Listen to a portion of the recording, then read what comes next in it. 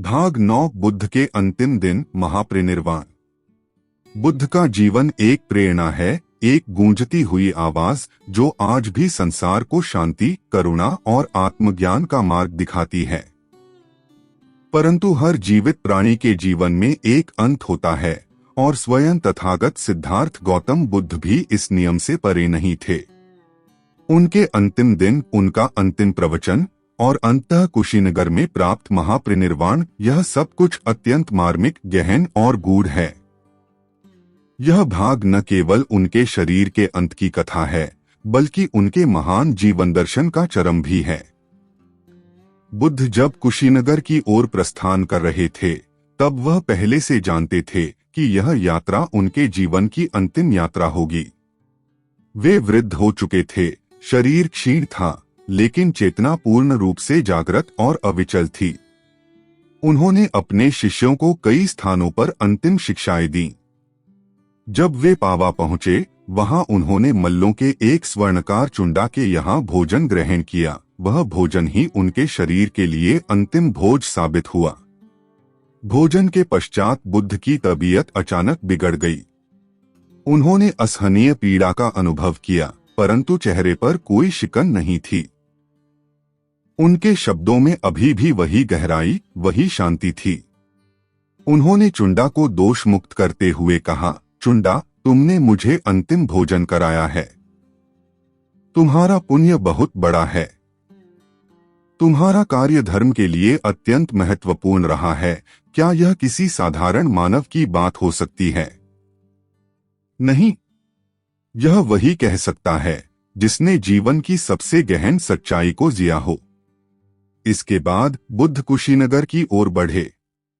यह वह स्थान था जहां उन्होंने अंतिम सांस ली और जहां उनका शरीर पंचतत्व में विलीन हुआ।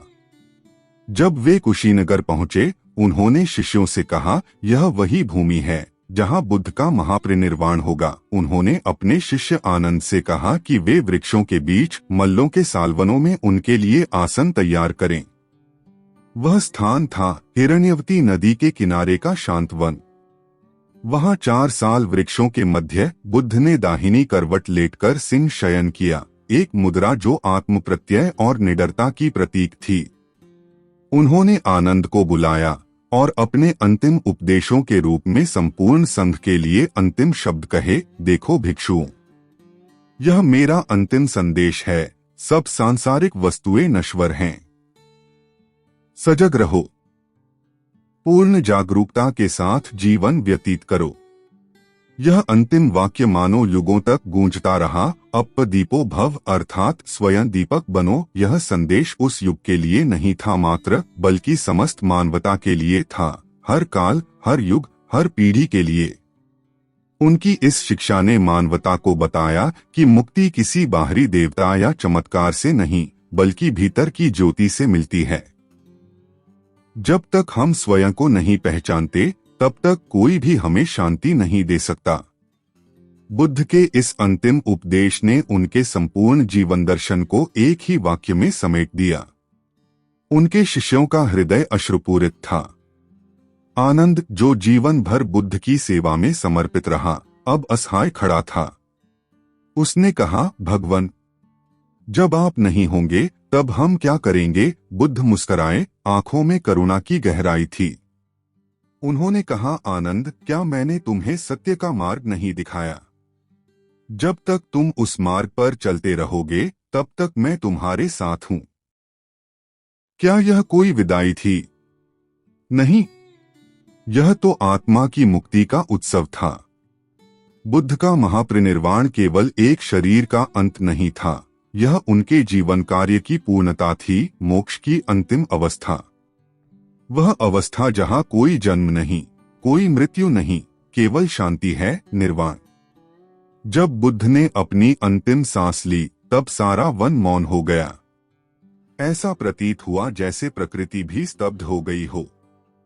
साल वृक्षों के फूल झड़ने लगे, हिरण्यवती की धार थम गई और आकाश का रंग स्याह हो गया। यह दृश्य इतना भावुक था कि कई भिक्षु स्वयं को संभाल नहीं पाए। कुछ रोने लगे, कुछ ध्यान में चले गए। मल्लों के लोग जिन्होंने बुद्ध के चरणों में अपने जीवन की आस्था रखी थी, अब उनके पार्थिव शरीर की देखरेख के लिए एकत्र हुए। उन्होंने अत्यंत सम्मान और विधिपूर्वक उनका अंतिम संस्कार किया। उनका शरीर चंदन की लकड़ियों पर रखा गया और पूरे वातावरण में सुगंधित धुएं की लहरें उठने लगीं। यह दृश्य केवल एक अंतिम संस्कार नहीं था, यह एक युग की विदाई थी। बुद्ध के महापरिनिर्वाण ने हमें यह सिखाया कि जीवन में सबसे महत्वपूर्ण है सजगता, करुणा और आत्मज्ञान। उनके अंतिम शब्दों में जो शक्ति थी, उसने करोड़ों लोगों के जीवन को बदल दिया। आज भी जब कोई व्यक्ति जीवन की पीड़ा से थक जाता है, तब बुद्ध की शिक्षाएं उसे आशा, बल और दिशा देती हैं। बुद्ध का महापरिनिर्वाण हमें यह याद दिलाता है कि शरीर नश्वर है, परंतु विचार और चेतना अमर होती है। उन्होंने हमें आत्मनिर्भरता, सजगता और जीवन के गहरे रहस्यों को समझने का मार्ग दिखाया। उनका समर्पण, उनका त्याग और उनकी सहजता, ये सब हमें प्रेरित करते हैं कि हम भी जीवन को जागरूकता से जिएं। यह भाग केवल एक ऐतिहासिक वर्णन नहीं है, यह एक भावनात्मक अनुभव है, एक यात्रा जो हमारे हृदय तक पहुंचती है। बुद्ध ने अंत में भी यही कहा, जो बना है वह नष्ट होगा, यह धम्म की प्रकृति है।